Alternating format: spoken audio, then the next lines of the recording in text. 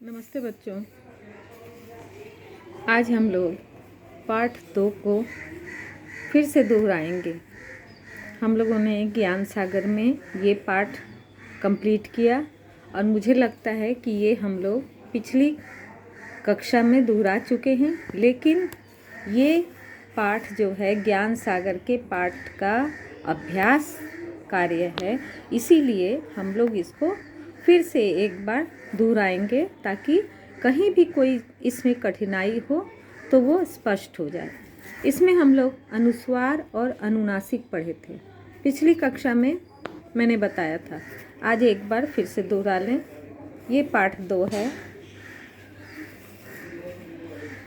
ये चित्र देख रहे हो, नाटक में नाटक, जो नाटक हम लोगों ने पढ़ा उसमें संगीतकार साहब और शायर साहब। ठीक है, एक मिनट।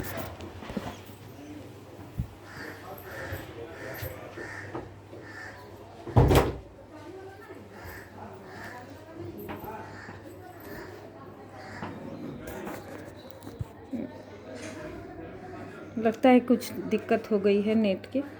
मुझे लगता है कि अब क्लियर है। देख रहे हो, अनुस्वार और अनुनासिक का हमें पढ़ना है। यहाँ कुछ संवाद दिए गए हैं, कुछ वाक्य दिए गए हैं। ठीक है, उसी पाठ का है ये। राकेश बार बार संगीतकार जी का संवाद बोल रहा था। राकेश, जैसा कि हम लोग पाठ में पढ़े हैं, राकेश निर्देशक था उस नाटक का और संगीतकार जी संवाद भूल गए थे, तो राकेश बार बार संगीतकार जी का संवाद बोल रहा था। तभी शायर साहब संगीतकार के कंधे पर हाथ मारकर बोले, उधर जाकर सुन लेना। दर्शक फिर ठठाकर हंस पड़े। राकेश दांत पीस रहा था। तभी तेजी से राकेश मंच पर पहुंच गया।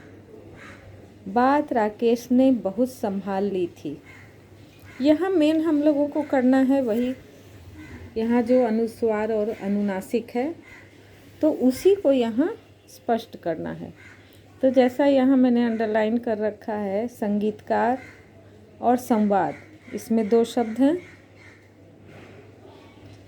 इसमें भी संगीतकार है, लेकिन चूंकि अंडरलाइन हो चुका है तो नहीं करेंगे। कंधे, ठीक है। तीसरी लाइन में है दर्शक फिर ठठाकर हंस, ये अनुनासिक कहते हैं इसको। राकेश दांत पीस रहा था, ये भी अनुनासिक है।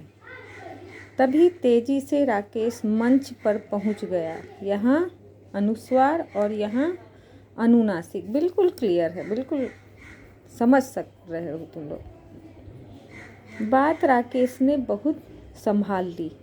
संभाल अब है, ऊपर दी गई पंक्तियों में से उन शब्दों को छांट कर लिखिए जिनमें अनुस्वार, ये अनुस्वार का चिन्ह, अथवा अनुनासिक चिन्ह का प्रयोग हुआ हो। अनुनासिक, ये चांद देखकर हम लोग बिंदु डालते हैं, तो जो हम लोग पढ़े उसमें से इसमें लिखना है। तो जैसा कि हम लोग पढ़े, संगीतकार, अनुस्वार का, कंधे, संवाद और मंच, इतना हम लोगों ने पढ़ा। फिर अनुनासिक वाले शब्द लिखे हुए थे, हंस, संभाल, दांत, पहुँच, ये हो गए तुम्हारे अनुनासिक वाले शब्द। अब तुम्हें लगाना है अनुस्वार और अनुनासिक, जैसा कि मैं पिछली बार भी बताई थी इस शब्द को, तो तुम लोगों को स्पष्ट हो गया होगा। बस हम लोग बस रिवीजन कर रहे हैं। नीचे दिए गए शब्दों में उचित स्थान पर अनुस्वार चिन्ह लगाइए। ये प्रशंसा, प्रशंसा में तालव्य श के ऊपर लगा। स्वयं, य के ऊपर। संवाद, स के ऊपर अनुस्वार लगा। जंगल, ज के ऊपर अनुस्वार।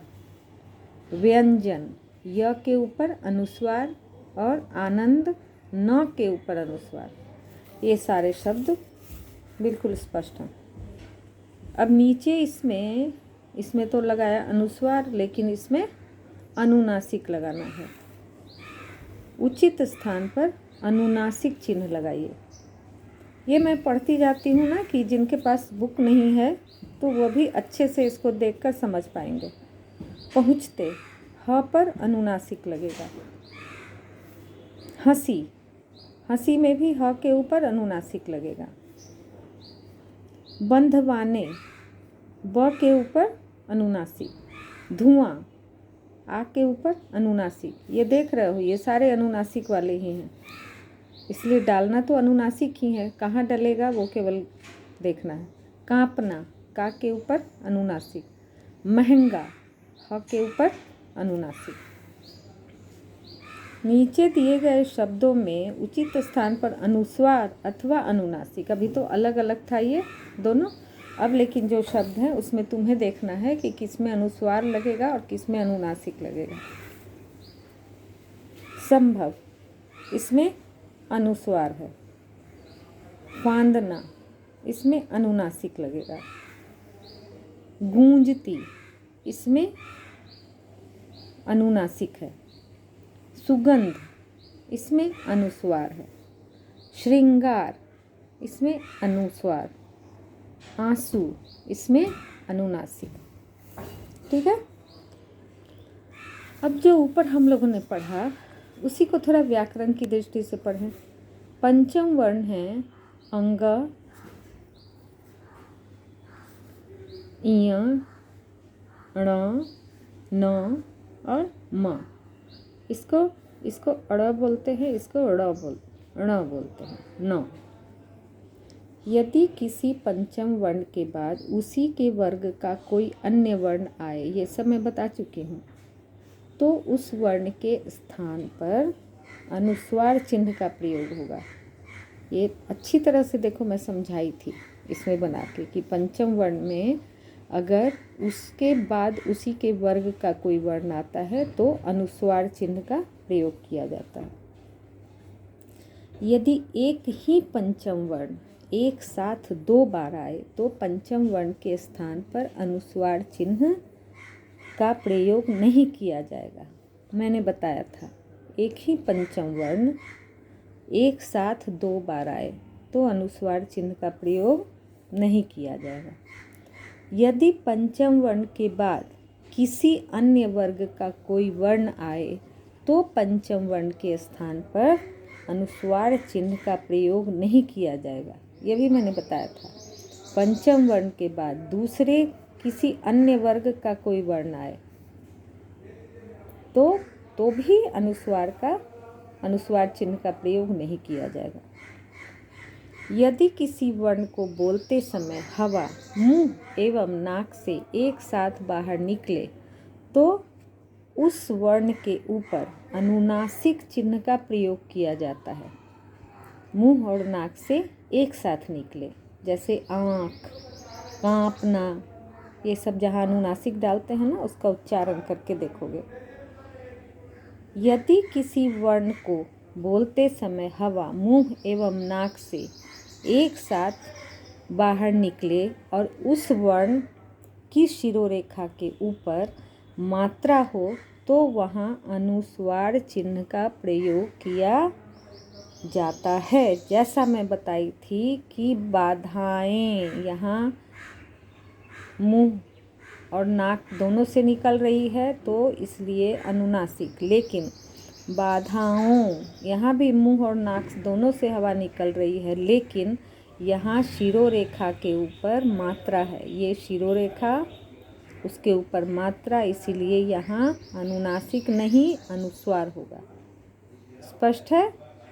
फिर अगली कक्षा में हम लोग आगे और दोहराते हैं। ठीक है बच्चों, बाय बाय।